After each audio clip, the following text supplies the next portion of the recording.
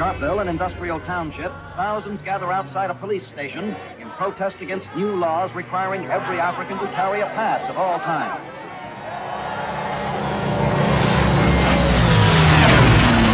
The bastards ignored the plates, man! No, they weren't scared of all that very well waiting. Jullie moeten gewoon gewoon maken, schruppelen kan je zo. Kom dan, kom dan. Luister, ek vra nou wat 2 ure, dan duisende van die is the cells on full. How long is it gonna take? Jullie laatste keer dat hebben jullie kamer opgezet.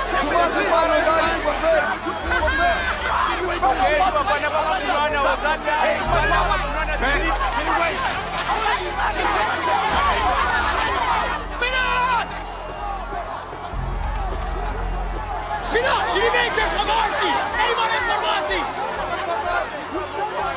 Hierdie is 'n onwettige bijeenkomst! This fans is op weg in the stadium! This is your final warning! Hardstelen!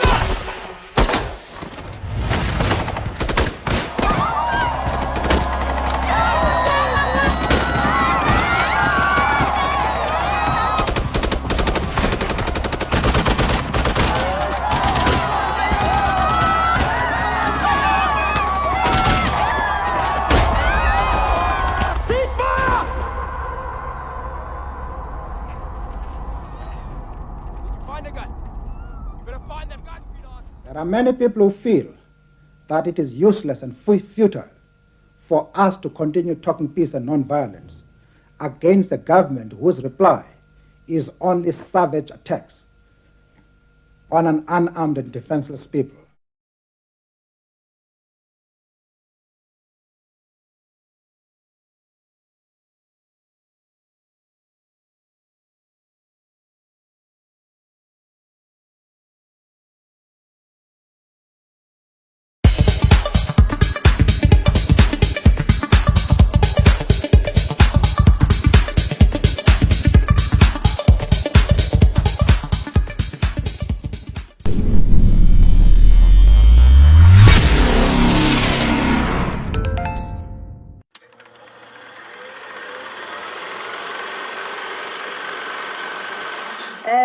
Thank you. Welcome to the Human Rights Online virtual discussion for the Winterveld massacre. Today, I'm with activists and professionals from the massacre, Winterveld. They are going to assist us today, facilitating our round discussions. Once more, happy Human Rights Month, and we are hoping that this month is bringing a whole lot of history to us, knowing who we are as South Africans and how do we have to appreciate our own human rights. Today, I've got a lot of cadres that are with me today presenting. I'm with Ntate Derek Musito, Mayor Linda Siseko, Steve Maboka, Amos Mahlangu, as well as Ntate Mdluli. We also have Teboho Motlong with us in the midst of our conversation, as well as Themba Ndala. So today, this conversation is going to really give us a background around the Winterveld massacre, which we felt that, there has been a conversation that has been long outstanding for us to talk about the Winterveld massacre, when it took place, how it happened, and, start having a conversation about it and start celebrating it the same way we are celebrating all the other townships which experienced the same massacre, like your Sharpeville, as well as what happened in Ilanga. So I think for now, I will hand over to Ntate Musito to then facilitate the discussion for today and be able to lead us through the conversation today. Ntate Musito, over to you. Thank you very much, Nepura. I feel honored for this opportunity.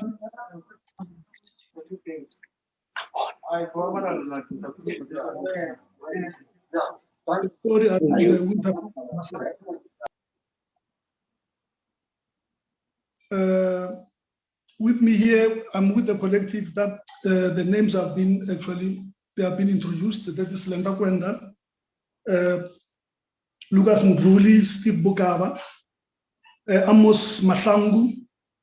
These are the collectives that I'm with, and they will also assist in clarifying if there are questions, if there will be any questions that might arise in the discussion.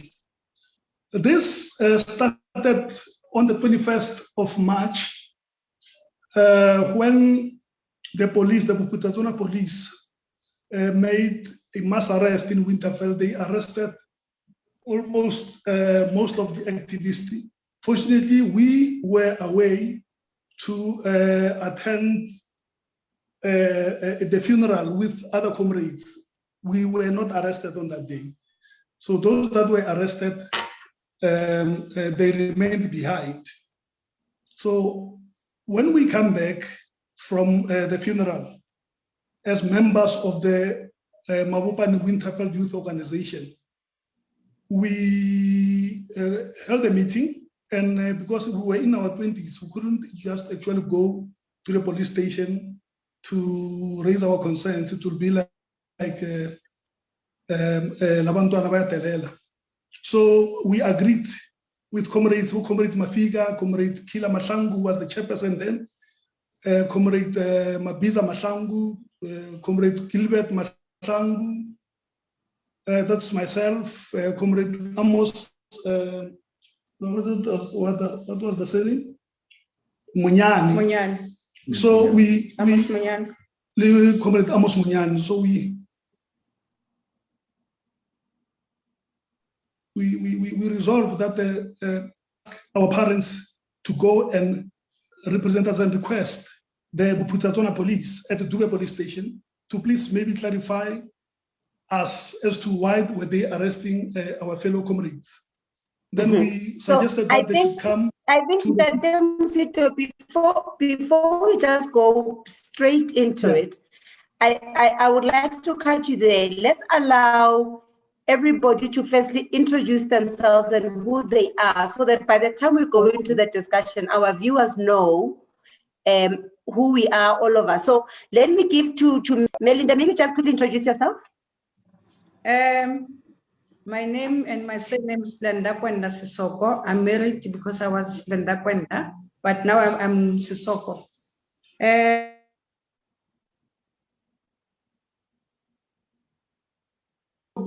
As a member of the Winterfell massacre, I was part of the massacre campaign, and to make sure that we play an important role in our community.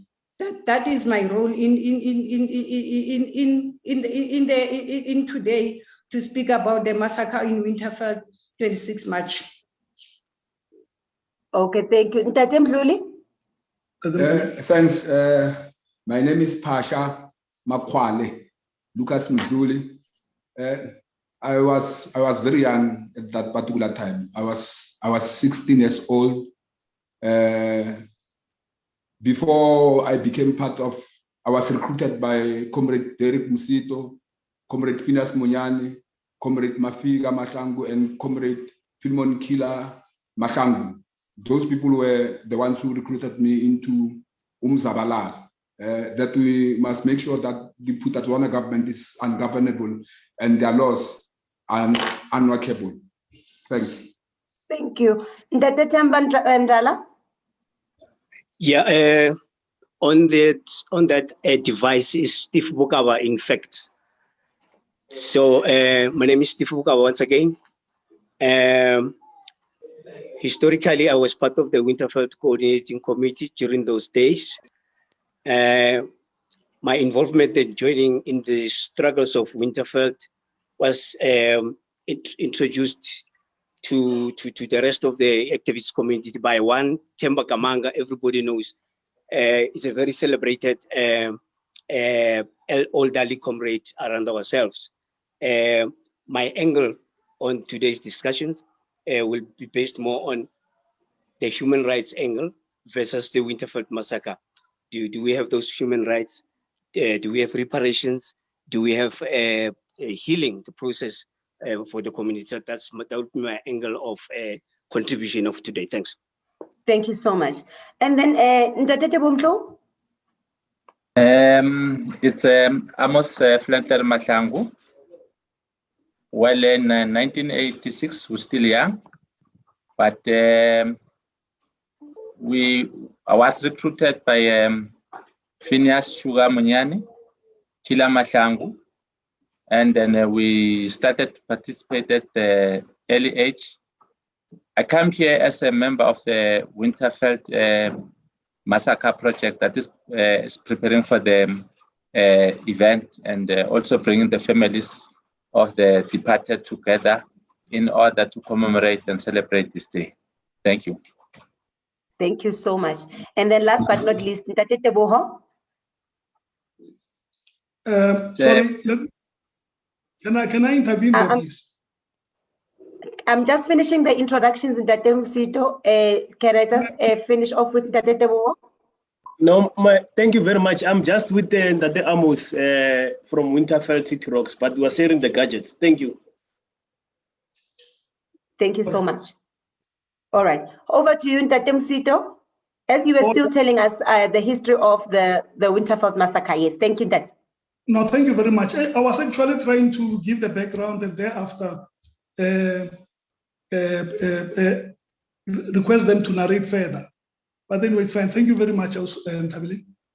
Please go ahead. On that day, like as members of Mawuwani Winterfeld Youth Organization, we took a decision.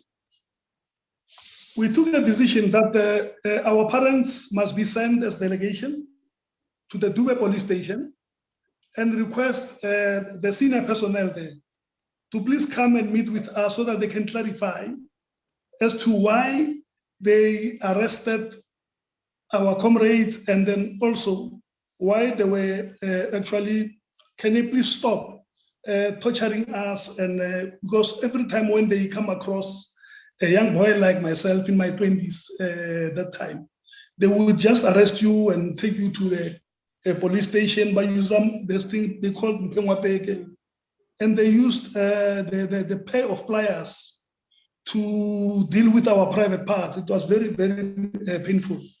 So I just wanted to give you that background as to why we wanted to meet with them. We didn't have clean water, access to clean water. We didn't have access to clean water. There was no education with mother tongue instructors was a problem. As a result, most of the youth, they attended school in Mamelodi and Soshanguve. So that's why the role that played by Mayo, Mamelodi Youth Organization, and Soyo was so actually, it assisted a lot in making sure that the understanding, political understanding in our area becomes visible. So what happened on that day? The delegation went there. That delegation consisted of a business person, a plot owner, the teacher of the private school or the informal school that was in Winterfeld, and an elderly person. They went there. It was on the 24th. The 24th was on Monday. Then the police said to them, our seniors are not around. Can you please? We will tell them, and then can we postpone the meeting to the 26th of March that year? That was done. So mind you, you must also understand that the way the layout of Winterfeld is, there is a road called R80. It's the road that links Winterfeld and Pretoria. That road was the main road by then, used by buses to Soshanguve transfer. It was the bus depot that was used by almost everybody. It was used by commuters from Amaskral, commuters from Rajiepani, Mokhogelo, and all that. So what I'm trying to tell you, Guri, the victims of the massacre are also not only from Winterfeld. We also have victims. Then what happened on that day? Ntate Molope came with his entourage and Mapodi Shahare. They arrived there. We made sure that we would Merogo on that day. We set a square, meaning that all the people that used that road were affected. in the Asequela, we all went there to the ground. That day was very painful because we didn't know that a bad thing will happen. We took our grannies, our parents. We said they must go in front. They are the ones that must tell Bomulupe what they want, and they've even shown them, because then we were using water from the pit. We were drinking water from the pit. And remember, as for sanitation, we also used pit latrines. So there were worms inside. So we showed him that, look, guys, these children, this is what they are fighting for. There are no schools. The schools are not. You don't teach the languages that as Veneka. Languages that these children understand most. You only teach Setswana, and here we have Venda speaking people, Zulu speaking people. So they go very far to can actually get education, which was not fair. You see, Mulube spoke words which were not right, which were not okay, and then they didn't go well with us. They didn't go well with us, so we started chanting. We started chanting, and then Mulube raised his right hand. I don't know his left hand, but he raised a hand. After raising a hand, there was tear gas there. I started shooting. That City Rock's grounded. That City Rock on one side, the eastern part, was there was a big high fence. So whilst you are still on that, let's get an input on what you are saying from Ntate Mdluli. Ntate Mdluli, can you copy them? Thank you.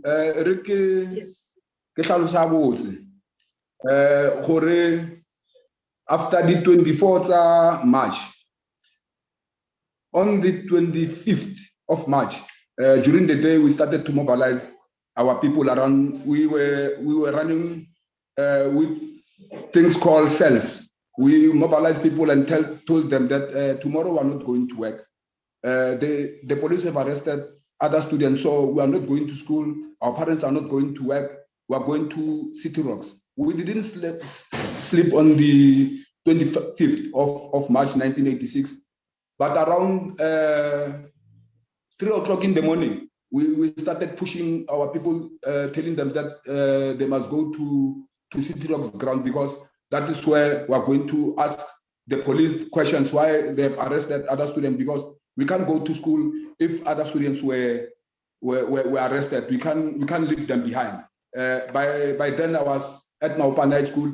I made sure that fellow students of fellow peoples are not going to school that particular day. But unfortunately, when I was around Bushveld Road, Makatu, I had gunshots. I saw smoke above us. I decided to go back home and leave Winterfeld to go and sleep somewhere around Mabopane, so that tomorrow morning I can go back to Mamelodi where I was born. But after 3 days, I came back home, and police were looking for me. I was arrested after 14 days, and they detained me without trial for 6 days, without food, without drinking water. Then they released me after 6 days. That's what happened there. But main problem is language issue.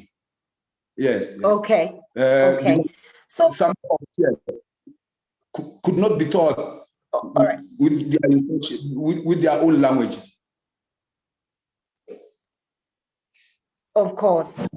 Melinda, what was your role in the massacre? Role in the massacre, they mobilize the young people.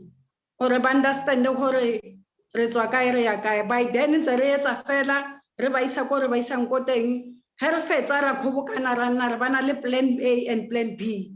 Let's go to City Rocks re etse sure hore a gona motho a boelang morago re tswalela dintlo tso tsotlhe re ya ka mogare ga ground re nna ka mogare ga ground go bontsha gore re sympathize le batswadi ba rona re rileng tsamang ko pele rona re tlatla ko morago ke ka mo e statileng ka teng hence re tsamaya re ya ka mogare re chanta ho opediwa on the other side go nne le flyer e tlhageletseng ke mo Mokobane Molope le Mokobane ba starta ba thuntsha ke he batho ba thoma go tshaba the other one o a tshabileng ba tla ba mo tseya ke comrade Derek ba tsere o mongwe ba mo thuntshitse a le ka mogare ba mo tseya ba mo lokela next to the toilet to say you must be safe ke ka mo re tloileng ra tshaba ka teng go nne le process e telele tsamayang mo bofellotsong Winterveld as a whole go nnile e startile go thuntshiwa ka 11 o'clock until 4 o'clock in the afternoon ba batlana le ba botlhe ba ntse unfortunately ba bang ba rona ba sale ra tshaba ra thabela social movie.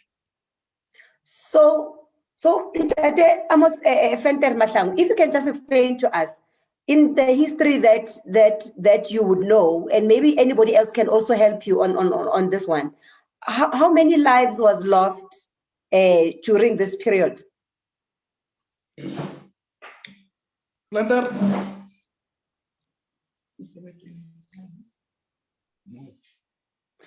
You did not unmute your speaker, Ntate Amos.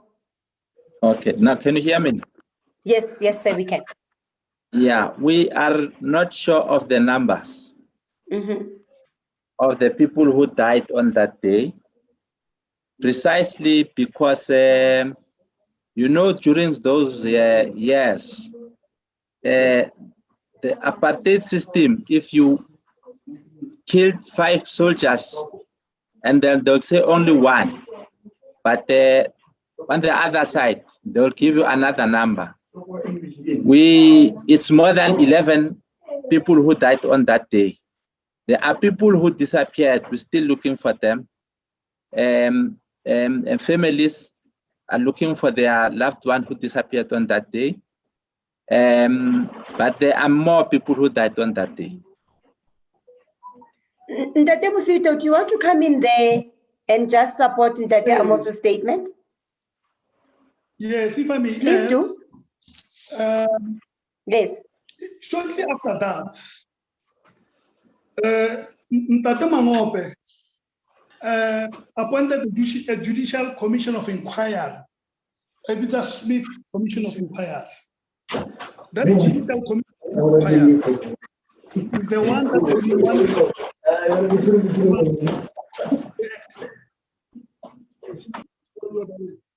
that can give us the exact number as to how many people actually passed on, because the other figures, Sowetan would report, if it was not posted, they would report that 23 people died. The others will tell you that so many people died. You see, they will give different numbers. So, but what we know is that there are many people who are missing in Winterveld, including my younger brother, Mamhu. There are many people who are missing on that day. So we were waiting for Smith's Commission of Inquiry to give us actually a report as to how many how many victims he identified. Hence, we marched to the governor's office in 1990. In 1990, we marched there to release that commission of the report of the office inquiry, of which he didn't. We are still waiting for it now. So that's why Comrade Amos is saying he's not sure of the figures. I think. Yes. So Steve Bukaba, you are now currently involved with human rights as an activist, but also as commemorating and pushing the movement for the massacre. How did this start, and what is the plan, and what are the objectives of the movement which you are part of, and what is it that you are intending to see happen? Because I want us to get to a point in this conversation to understand the history, to talk about what is current, but also to start addressing things that we need to take responsibility of and start working on now. Please do engage us on that. Thank you, Madam. In the main, we are doing all these efforts using the organizing committee locally here. And what we would like to see is the victims being centered, the victims being the center of the commemoration. That is point number one. Two, there are survivors, people who were shot and are still living with those scars and are walking around with physical and psychological scars. And that is what we want to see being addressed. We also want to see, Madam Chair, a situation where this trauma, personal as well as community trauma, the collective trauma, being addressed in a way. We know about that the current counseling goes around PTSD, but what do you call them? Post-stress traumatic disorder, so on and so on. That focuses on the individual, and that must happen. Starting with the families, that is with the surviving families of the deceased. Yes, the common cause is 11, but we know that there are more people. And there's even more. If you think of it about, there's an issue of collective trauma. Researchers will tell you that this is a very new thing in the researching space, in the stress field. But Winterfeld is a traumatized community itself. The Bophuthatswana government killed the whole of Winterfeld when they killed those who died. So the whole of this community is traumatized. Something needs to be done.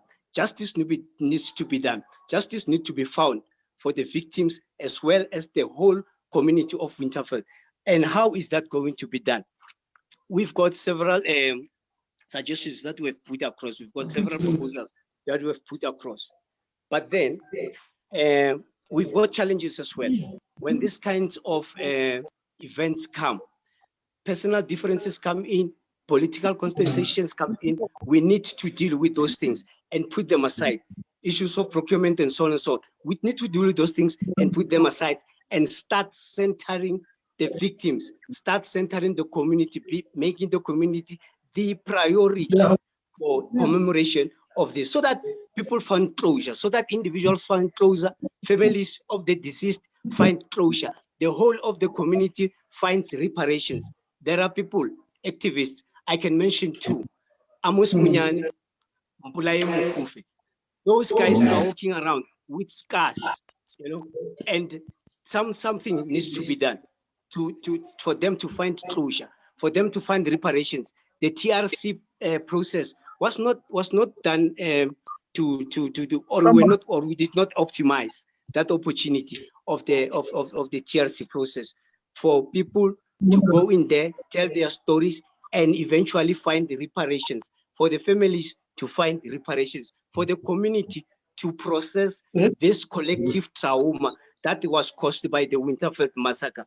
Going forward, Chairperson,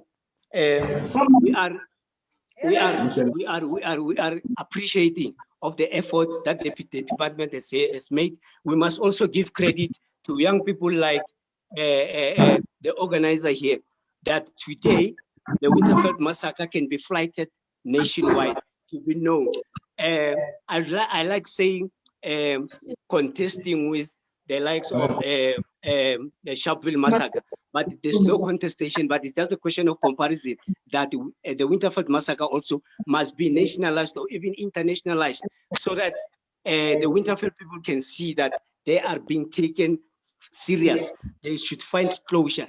The dignity of the Winterfeld community must be restored using this platform of the commemoration going forward, Chairperson. For sure, we'll find and I'll find another chance to expand on other issues. But I want to stress that we need to find closure. We need to center the victims of the massacre. We need to prioritize the Winterfeld community in order to find closure. We need to get the Smith Commission report to what it says and take it from there. We've got lawyers who are representing the Winterfeld community by then. Those are big legal minds as we speak today. Your Wim Trengos, your Peter Harris's, they were involved in that in that commission.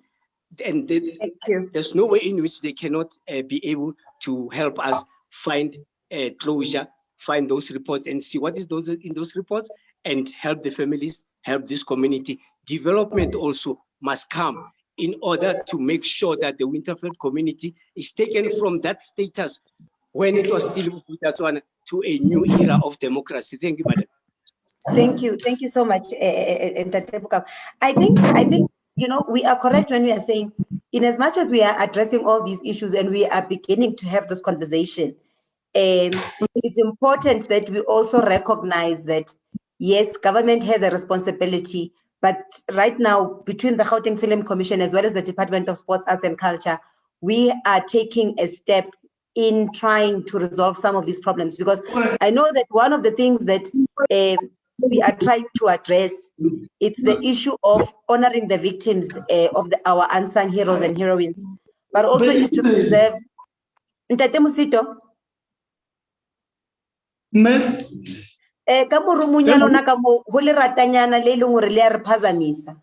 When we are discussing, your speakers is on and it's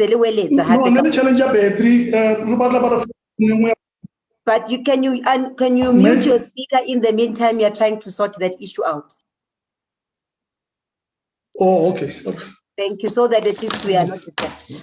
So I was saying that among the things that we are trying to do from the Department of Sports, obviously, is to preserve heritage that will reflect the importance of what Winterfeld Massacre played in the history of South Africa, but also to confirm, and which is, I think, it's an ongoing process, addressing what you are saying, and Tate Bukama is to say, and Tate Amos, when you're saying the numbers are still not there, is to say we are still trying to find all the other graves, must be part of the celebration, and those that the victims that must be honored. But also, I think there is something that has been done in terms of ensuring that we are beginning to educate the youth of Winterfeld about the massacre, because I think it's our responsibility in this group and in this team today that we need to start telling the Winterfeld story so that the Winterfeld story can be known and can be documented. Because if we don't tell that story and we're ensuring that we are documenting this information, the information will be lost in the lives of those that are still available today, and we will not be able to use it in the future when we are losing content from the survivors currently that we have. And I think we need to take a responsibility, but also start honoring those that are available so that we can suck the information out of them, so that we have content and data that will exist and will assist us in the future to still go on and celebrate, but also know the history of the Winterfeld massacre. And Tate Amos, what's your view on that?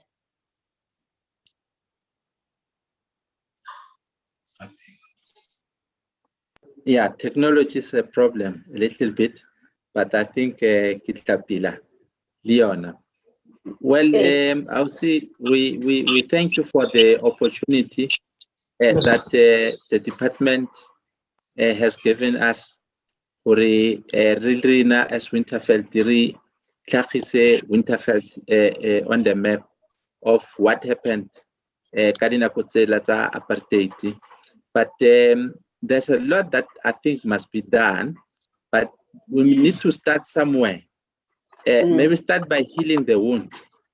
Maybe, you know, first we need to deal with the families, like Steve Bukama has indicated. Give them counseling, do something for the families that, like there's a family, they've lost a daughter. You can go there and see that moyona. You'll never ever ukarata khudula moyona. Kamo hare khametsi, abana fluru mufati, mama o matlohaya khasabona khantle. It's just chaos in that house. You can't get in there with a smile. So I think such families, we need to visit them and do something for them. There's a family, Yakhasi Tole, Leona, I think Leona, they were traumatized. You can go and see the family. Things are not fine. Mama thing, Ukhudile, but and first one year when I bam tunsamo. But one of the things that we want, we suggest that must be done, there must be something something that can attract tourists. There could be tourist visitang, and then but to create a miracle the beads and so forth and so forth. But one of the things that we suggested is what we call a Bantustan museum. It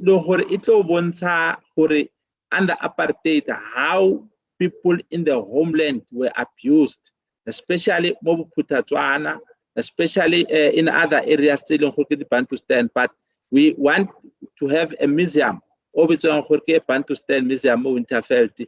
Only can attract more and more tourists, but Winterveld, and that can be able to create employment for Batwamuhai. But also we need sports fields. Young people can go there. And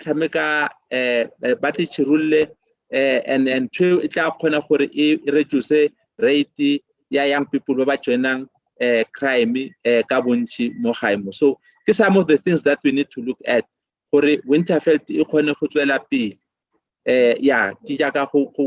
But before I pause, my sister, this thing here massacre, it could not be avoided since 1948 when apartheid Inca over Muso was central. Winterveld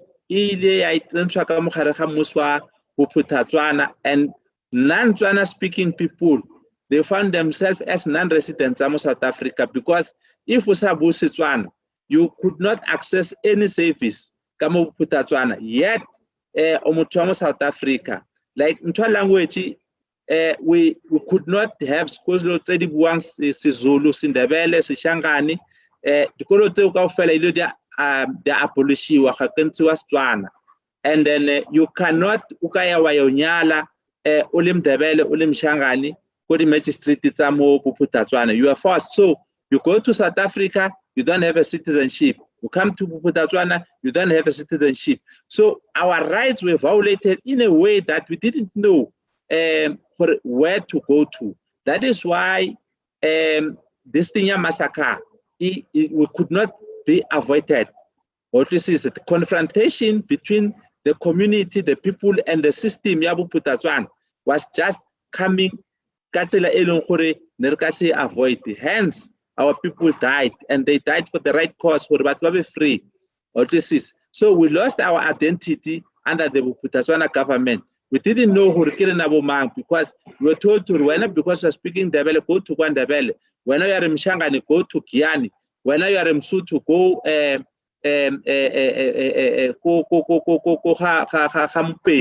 and that thing ecosystem matata so we didn't have an identity. Go South Africa, but where you come from, Winterveld, but no go to Putatswana. Who are you? No, na I'm Mashango, but no go to Kwandebele. And yes, so it could not be avoided.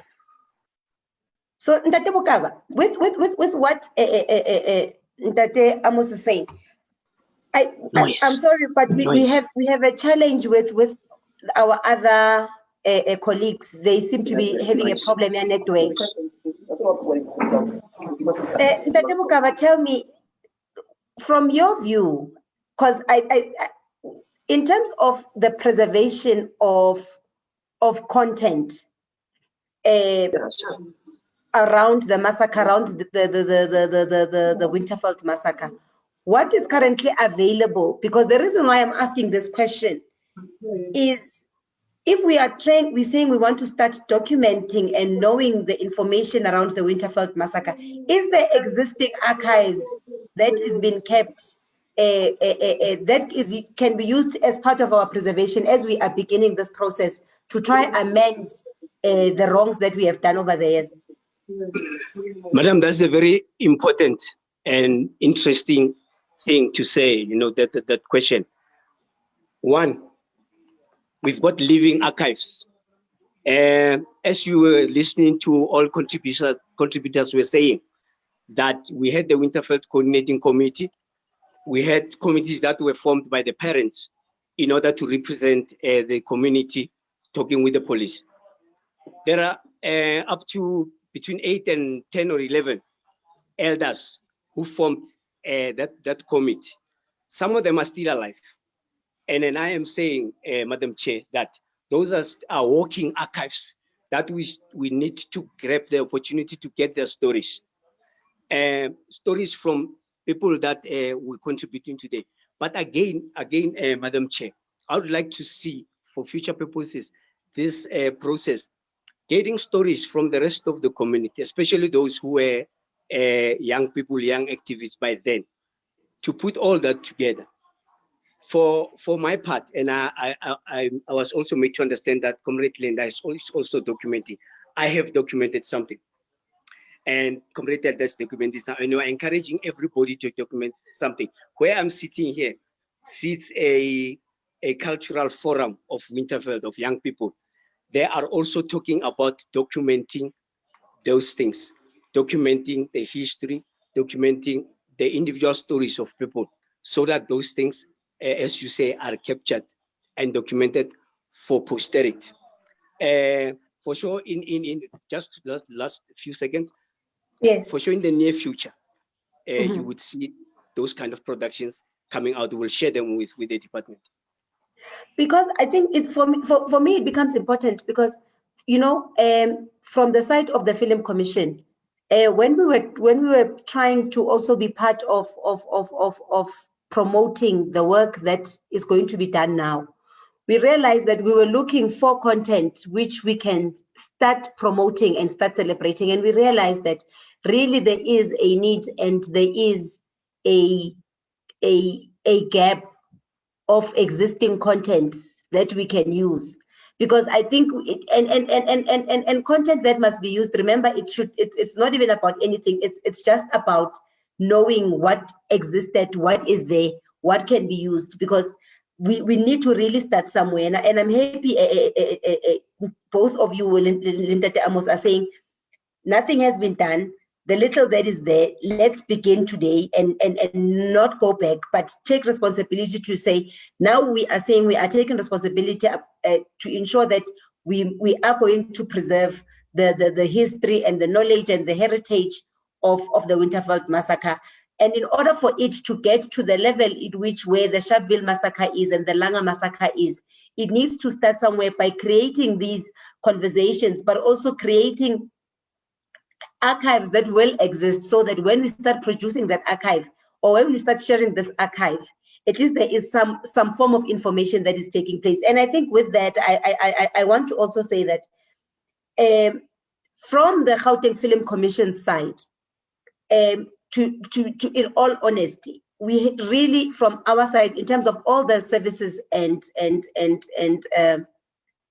offerings that we have in the office, we've really never had anyone that is coming from Winterveld, from the filmmaking side of things. Whether it's them applying for any kind of services that we have, we really don't have anybody that comes from Winterveld that have applied. And that is very cumbersome and problematic, because I want to believe and want to trust that there are audiovisual forums and filmmakers that are coming from Winterveld. There are filmmakers that are currently documenting. There are script writers. But I am not too sure why are we not having this relationship where they're able to come to us and ask for the services and the help, where we can then now try to then promote some of the content that comes out of Winterveld, even if it's the content that is not necessarily directed to human rights, but generally just filmmakers from Winterveld.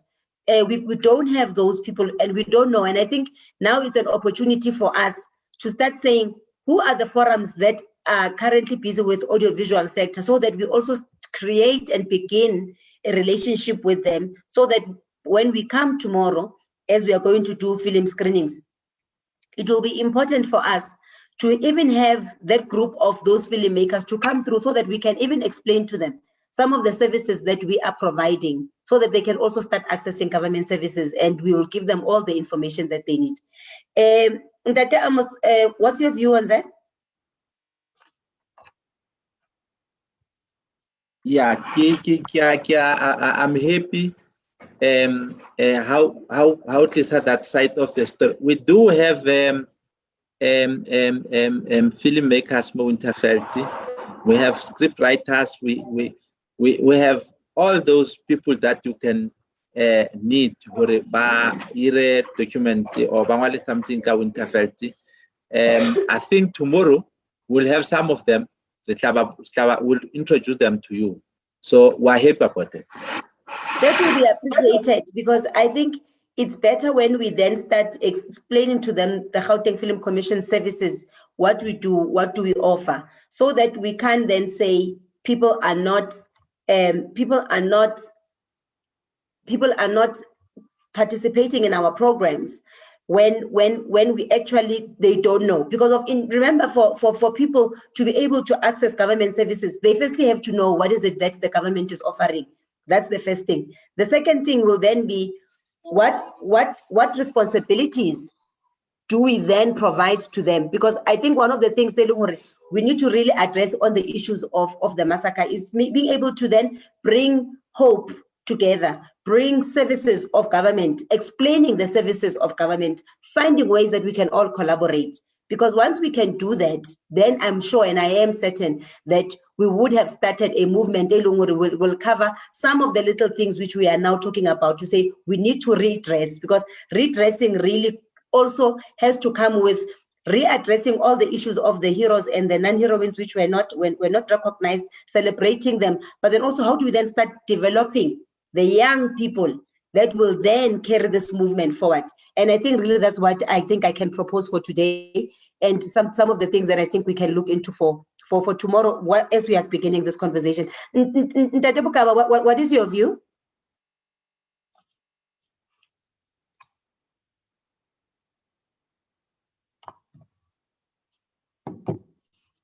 Ntate Bukaba?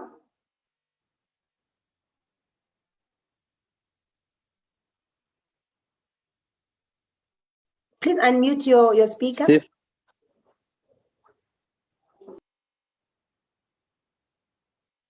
Ntate Amos, you are the winner today. You are the winner. You are the only one connecting. You are the winner today. Yeah. I am happy. I am happy that at least I'm not alone. You are a winner, so you are taking the cup today. We must celebrate that. Yeah. No, when you started, I was a victim. But finally, I'm on a laptop, and then I can access all the information, discussions that they raise one more. As much as we looking at the issue, the other things, the filmmakers and the other things. One of the things I can stress, but it cannot be maybe the department how issue the families. I don't know what government will be able to do for them. I will be happy if what is it that they can access from the government from tomorrow moving forward. So tomorrow the program is going to be very exciting, because I think the first thing that we are going to do, there's going to be a wreath laying ceremony acknowledging our heroes in the morning, and then followed by a plan that will also include the national heritage as well as Sarah, who is going to then give us a plan as to how they've tried to then firstly identify the graves that of our heroes, but also the plan of providing the tombstone so that we can create a heritage site in those graves. That's the next thing that is going to happen. But also the third thing that is going to happen is to say, in identifying all our heroes, what is going to be the plan to include them in the programs of the Department of Sports, Arts and Culture, particularly on the area of social cohesion, heritage preservation, but also commemorating our lost heroes. And then we're going to do that because we've really confirmed that it was not only the 11, but there were also other people that were affected during the massacre, which we felt that they must be celebrated. And then I think there's also a mosaic that is done in the library.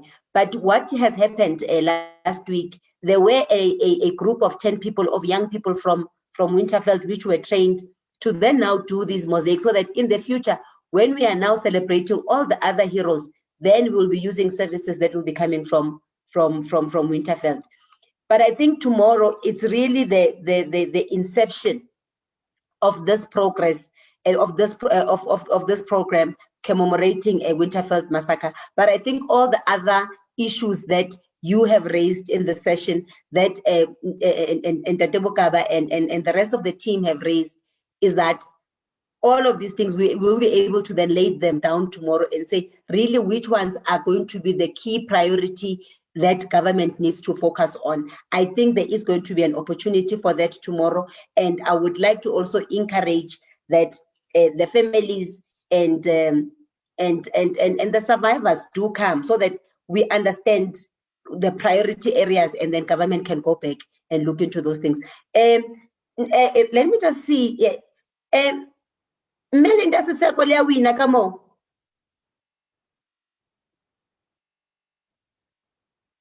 Kamo le ke matsapa. Ntate Bokaba. No, right. Right, Ivanu.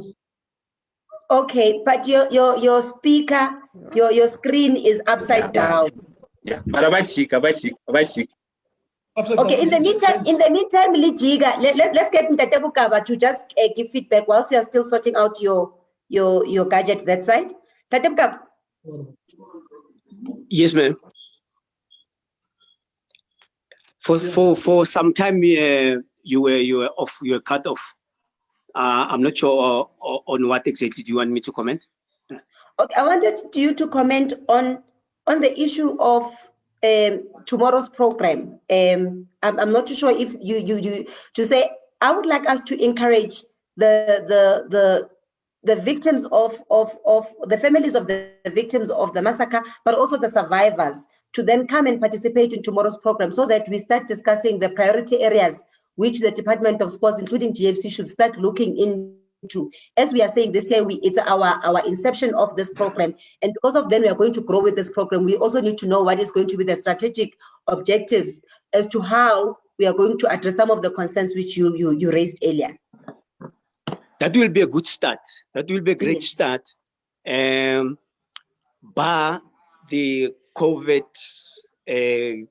regulation challenges. Know how many people can come? How is that invitation going to be sent out? And once you put pamphlets and posters around, you might find a very big group of people coming, even onlookers and so on and so forth. So that can be done, but I think we must find a way of making that meeting within the confines of the current situation we're dealing with. Okay, so but it will be a good start, yes. I think it's a good start, and I'm liking the energy that, because we are not blaming fingers right now. We are saying let's take the first step. Let's identify or highlight the key priority areas where now government has to go back and then reprioritize, so that when we plan our year for the new financial year, we know the areas of concern which we need to look into instantly. Melindo, how are you guys okay that side?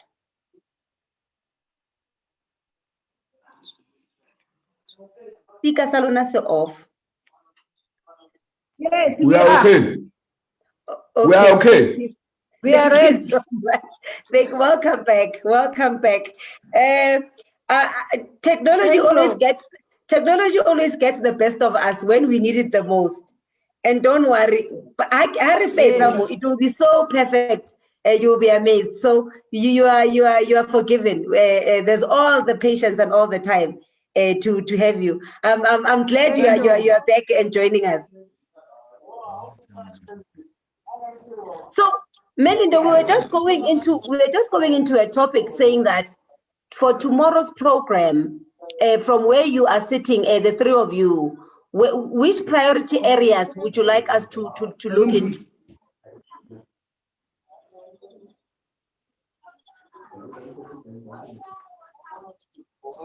Melinda?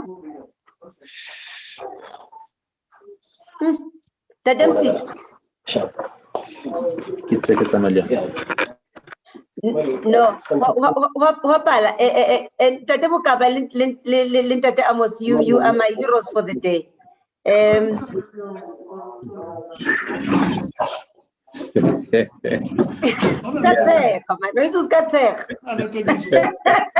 We also have a challenge hearing you. We also have a challenge hearing.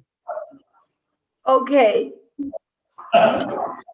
Tate Mokaba, would you like to say anything? Yes, Madam, but maybe going back a little bit to the issue of the victims. While you were talking that a lot of these things will be factored in when you're looking at the budget for, are we still on? Because my screen is out. Yes. Yeah. While you were saying a lot of things will be factored in for the next financial year, but we also think there are things that need to be done immediately. Amos spoke about the situation, some Mary Banda, that situation there. I understand one of the officials who was helping identifying communities from your side, Comrade Lukua, what is his name?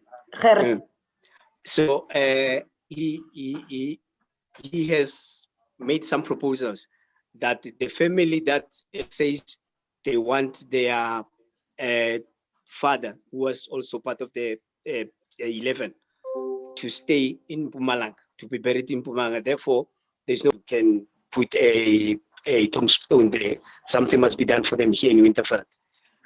The situation of Mary Banda, it is our plea, and I think we have discussed it a little bit, that it must be attended to immediately. Meola is sitting in the middle, in the center of, I don't know whether to say a lake or something. Go into the house, you also see that the situation is very desperate. So over and above all other families, because yes, we cannot leave others out, but that is one of the families that we can attend to in the immediate future. Yeah. If possible, tomorrow, one or two officials can go and see the situation. Yes. Oh, okay. So we can get that opportunity to go see the family you are Mepand. Yes. Okay. Yes. Okay.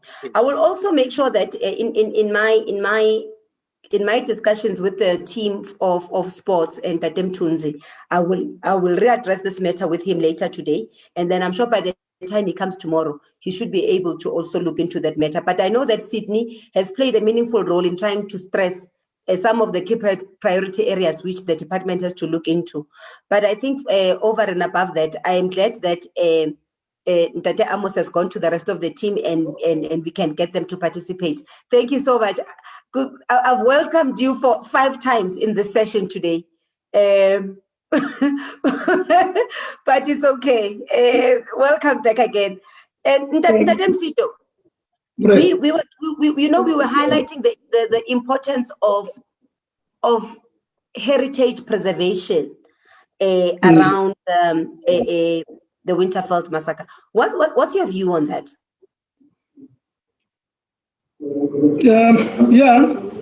I think we need to identify. I think it's a very good thing to identify the routes that leads to the venue where the massacre occurred. I think those routes must also be identified. Maybe heritage routes. That is very important. Secondly, I think we identify even those. You see, if we can get that the Smith's Commission of Inquiry, it was the victims, so exactly and how many are they?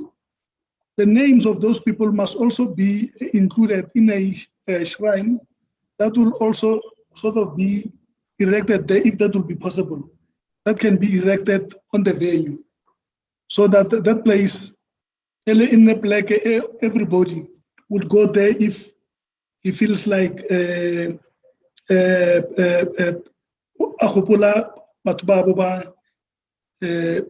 ba nyeletseng ba ba timetseng on that day. So that's all I could say about my view. Melinda, what's your view on that? View ya ka ke hore re batle government e declare that site gore batho ba rona ba khono bana ba rona ba khono o itse history ya rona e re tswang ko yona, and then re bane le issue ya the around the dintlo tse di le mabapi le mola le tsona re di lebelle gore a re ka nna le alternative ya gore ka ba tlosa re ba ise somewhere mara mola e be go lore Winterveld ke ponelopele ya rona le go tsweletsa se tshwantse re setse for our community, for our brothers and sisters and elderly. Thank you so much. I think, you know, really today our conversation was really disturbed ki issue ya network, but Matata network we understand. Ntate Mdluli. Okay. Go hopotse man, come on man. What are your thoughts? Yeah, I'm here. Yeah. Kerry, you see, it's more than 35 years massacre Winterveld do ahead. Families banya got closure, they're not getting it. Baba angwe abaitiko bana babona ba felletseng kote. Now I'm saying City Rocks must be declared an heritage site. But before we declare City Rocks an heritage site, we must first go to it is privately owned. We must first go to the plot owner and talk to him or her that he must allow us to do something, but government must compensate him and give him a money which he will be satisfied of, so that we don't have problems when we want to declare that, because even if we can declare, as long as it is privately owned, it means like a license belong to plotooning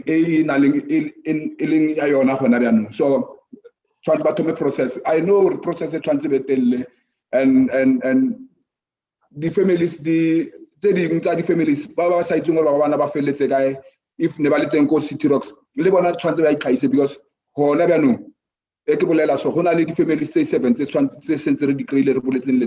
and some of them are prepared to go to City Rocks tomorrow and by the process government and government the transit committee and baba kriya le bona tshwantse ba tlhagelle ba itlhagise gore le rena go Winterveld le tlhokofaletse batho, because as Derek a tlhalositse Steve a tlhalositse a se batho ba Winterveld ba ileng ko meeting o la fela le batho ba batlang outside Winterveld ba le ka mara meeting, and it is possible gore batho ba le bona e ka ba bang ba batho ba bolailweng ka ditlatsile. So ne re kopela gore if go na le somebody o nana outside Winterveld by then se la tlhokofallo se la tlhagelwa ke motho a itlhagise re kgone bona gore process eo re ka thusana bjang ka yona le gore a kgone kry if a mo kry-a kgone kry-a ba kgone kry-a ba go gape.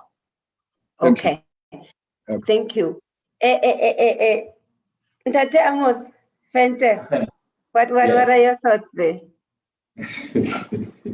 No, I think it's a start for Nebiano after 35 years.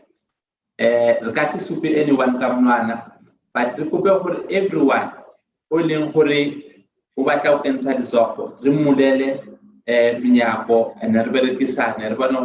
can we do that will make our life and the life of the people change for the better, so that there is a future for the people who are but also these things happened before enjoy freedom. It was not easy. People died, people were tortured, people put much blood was shed for one to enjoy this freedom. And though everything is not yet but we are on the road. This car took 35 years to repeat the model. Now it means, say in the land, we must just rebel below a and then and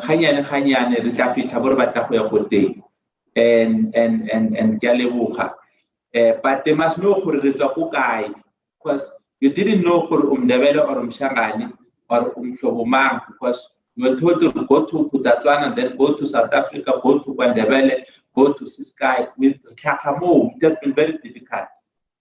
So it was not easy. It was not easy at all. But more so, are leveling the family to. Yes, Papa, thank you so much. I think today's session, I would like to also acknowledge that it was the first session for all of us, and all these technical glitches, they're totally unprepared. But unfortunately, bophelo bo ntse bo ya digital hanyane. And I acknowledge and respect gore le botsofe le bona bo ntse bo ya bokena, and ntho tsa rona tsa di technology ke le sokodisitse. I must take responsibility for that. I'm very sorry. Ke le sokodisitse mara ke re gape ke le kenya mo dilong. A ke re tsadile jalo. We are only going forward. And yes, I really would like to thank you for your time and information that you've provided us with. I am excited that as the Gauteng Film Commission, we are also beginning to have this relationship with Winterveld. And we are also beginning to see how we can also try and uplift the audiovisual community that is already existing there. And we can see how we can help filmmakers that are coming from Winterveld to also take a meaningful role and a meaningful part as part of the artists that are in the film and television sector in Gauteng. I think it's very important that we look into it. And among the things that we have, I do have questions that they wanted to ask to our parties, to you guys. So and then Arabe. I will check these questions.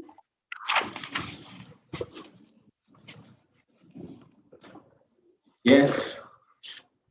Okay, the first question was that can the Gauteng Film Commission fund film producers to produce a film or documentary around Steve Bukaba? Yes, filmmakers can apply at the Gauteng Film Commission for short films, documentaries, feature films, and we will be able to give them all the assistance that they need. We will also assist them to go to other organizations to get more assistance so that they can produce their content. And okay, the question also continues to say, then acknowledge all the other heroes like Franz Chipape, Kenny Mdluli, and all the other producers who have played a meaningful role in the history of Winterveld.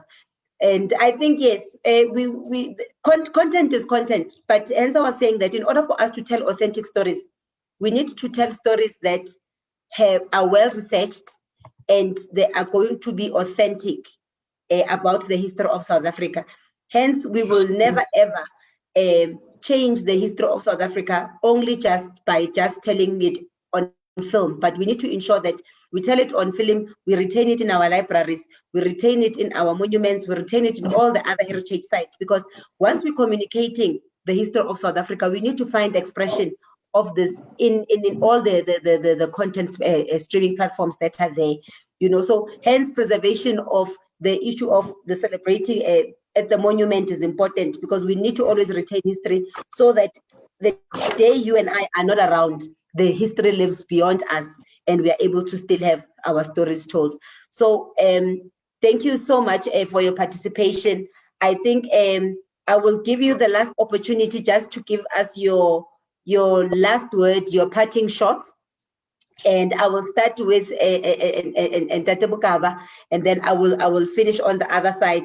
Just our last words of goodbye and our parting shots. And then I think the conversation will continue tomorrow. Tomorrow I am going to be in Winterveld for the whole day. So I'm sure where we did not fix or we did not say, I'm sure we can find space to amend that. Ntate Bukaba.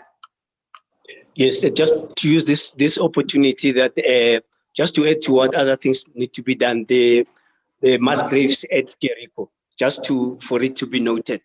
Grant and Sydney had done something on it.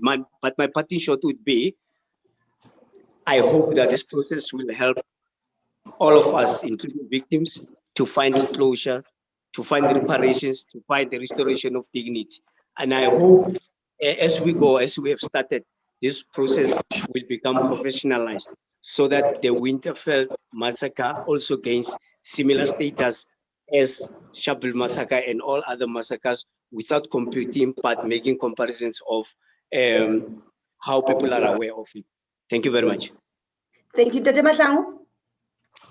Ke leboga nako le filang yona, and we hope gore re tla tswela pele re bone gore how do we change maphelo a batho ba rena o tshwana le family ya ga Banda e leng gore e nna ka mogare ga metsi, and the other people ba leng gore ka kgona gore change maphelo a bona. And ke a leboga. Thank you. And Ntate Mdluli? Le nna ke a leboga. Hope gore relationship ya rena le Gauteng Film Commission e ka se felle ka tšee gore after the 26 to tswela pele.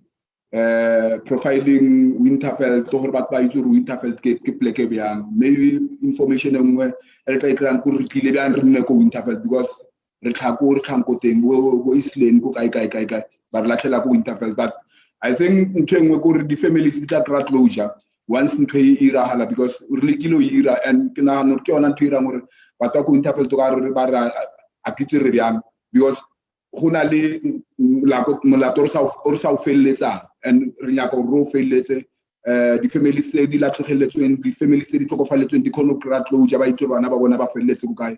Le nna ke re ke a ka ke a leboga. Ke a leboga.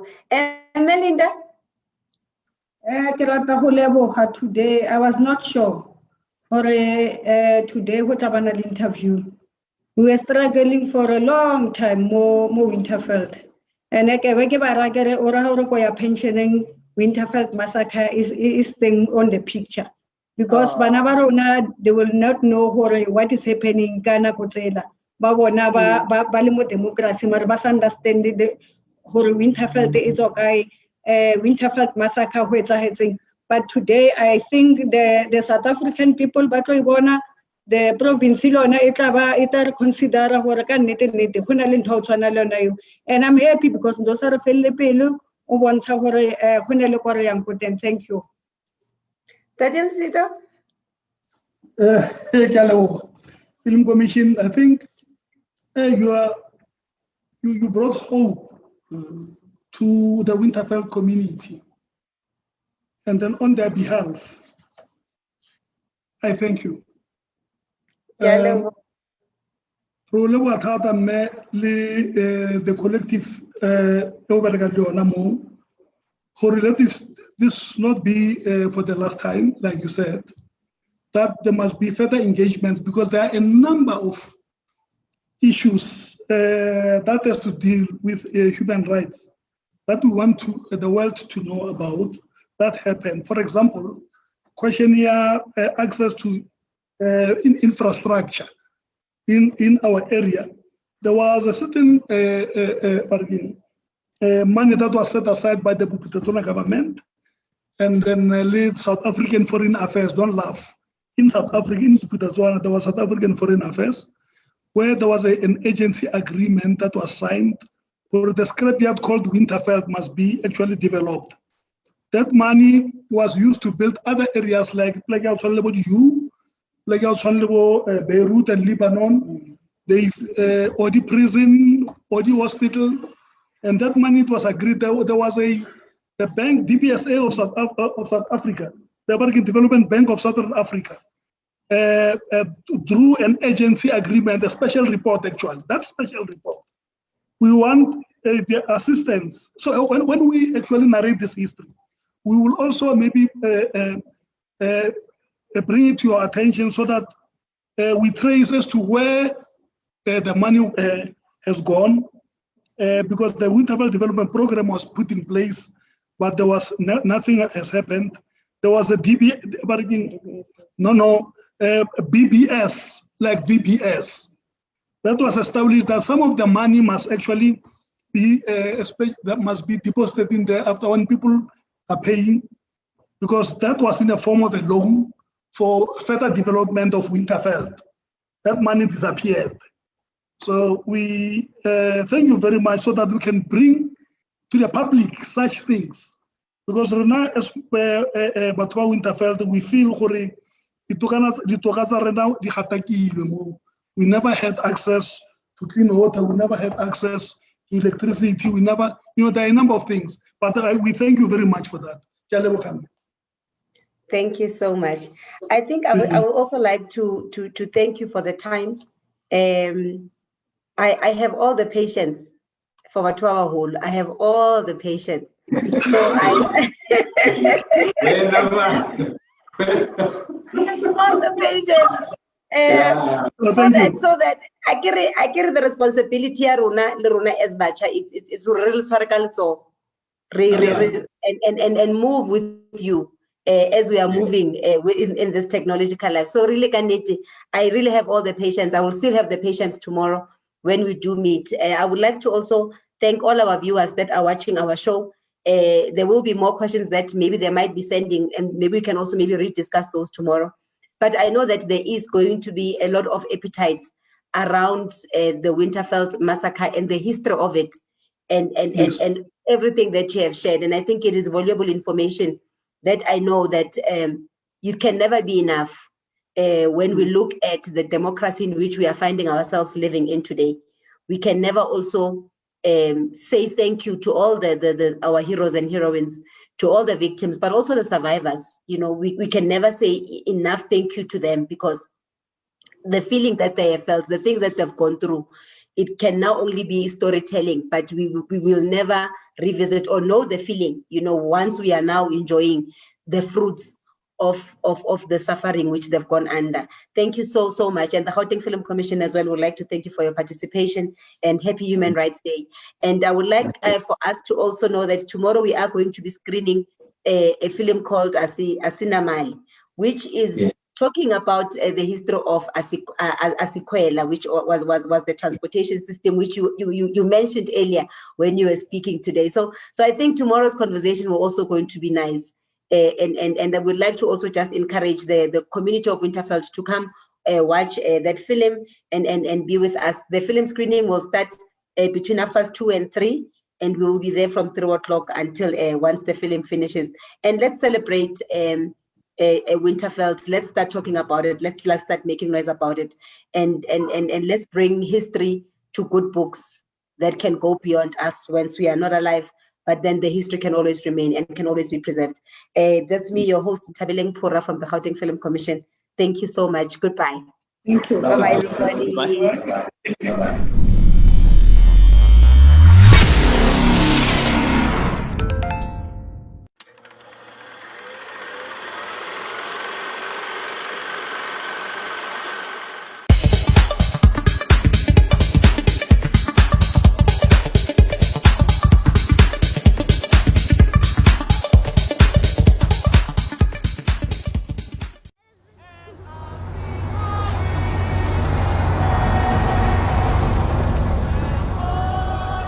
Sharpeville, an industrial township, thousands gather outside a police station in protest against new laws requiring every African to carry a pass of all kinds.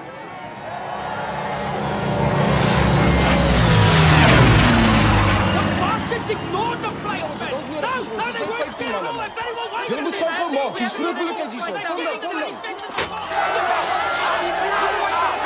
Luister, ek vra nou wat 2 ure, dan duisende van die de cells are full. How long is it gonna take? Jullie laatste keer wat heb jullie kamer opdat?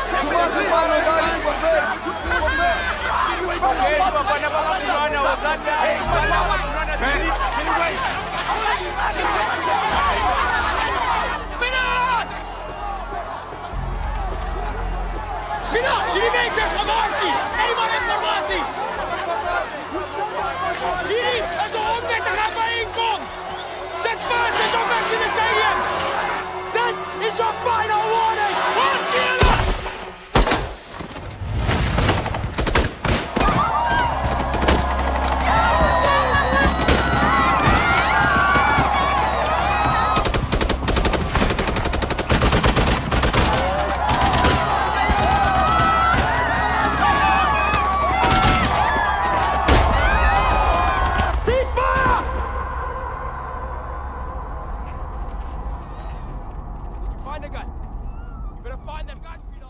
are many people who feel that it is useless and futile for us to continue talking peace and non-violence against a government whose reply is only savage attacks on an unarmed and defenseless people.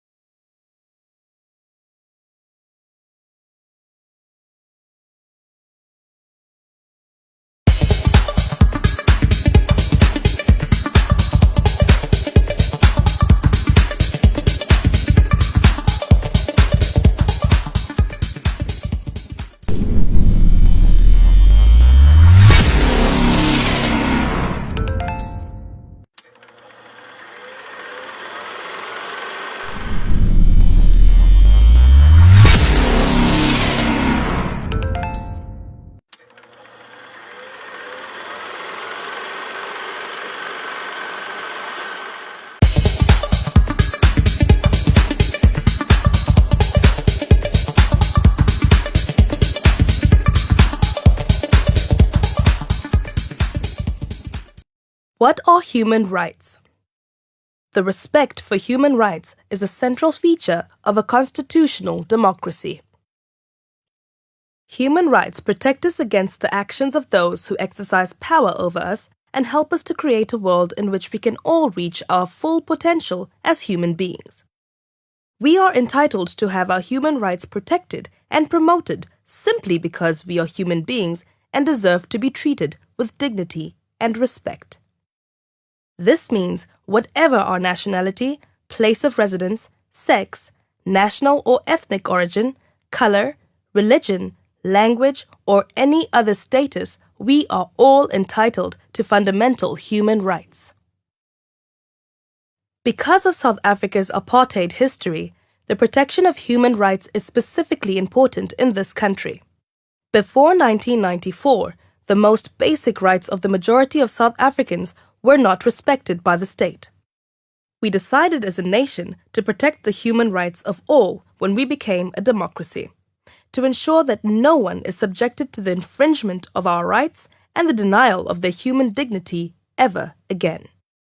The protection of human rights in South Africa draws inspiration from the global human rights movement, which started after the Second World War and culminated in the adoption of the Universal Declaration of Human Rights by the United Nations General Assembly in 1948.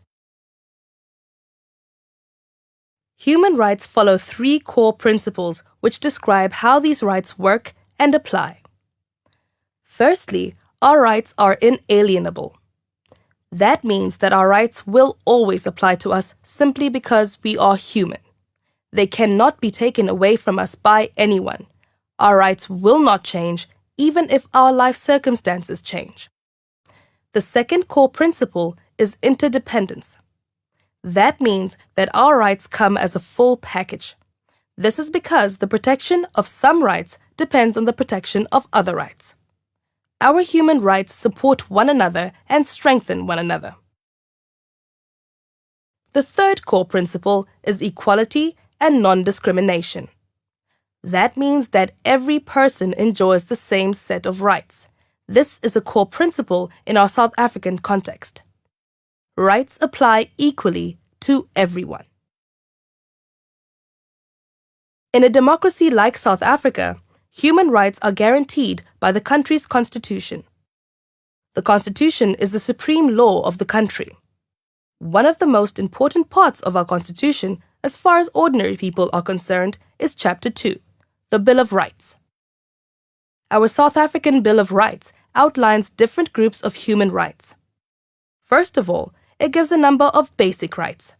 They include the right to equality before the law, the right to life, and the right to human dignity.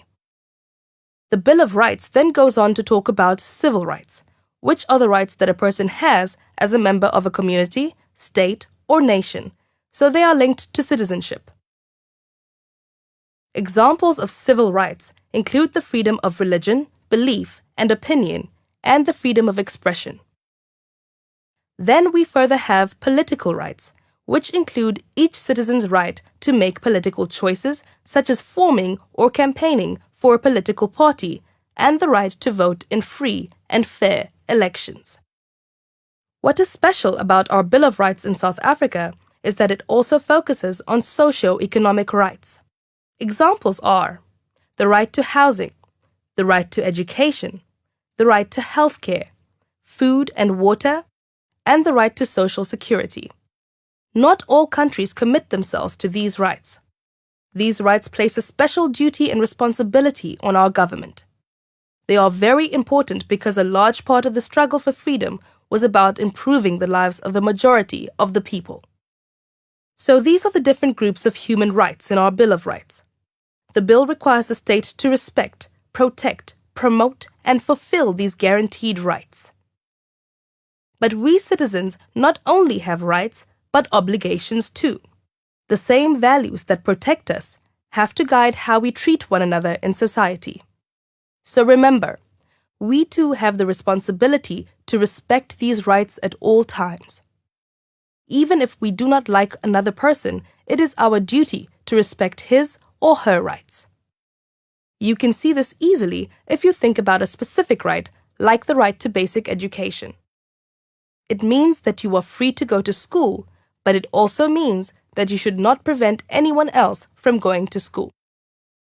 The Bill of Rights also applies to relations between all individuals and relations between individuals, the government, and private institutions.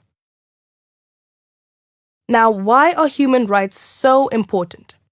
Human rights are a central feature of any constitutional democracy. In South Africa, our human rights are outlined in the Bill of Rights, which is found in Chapter 2 of our Constitution and forms the cornerstone of our democracy. It is supposed to ensure that we all enjoy the protection of the democratic values of human dignity, freedom, and equality before the law.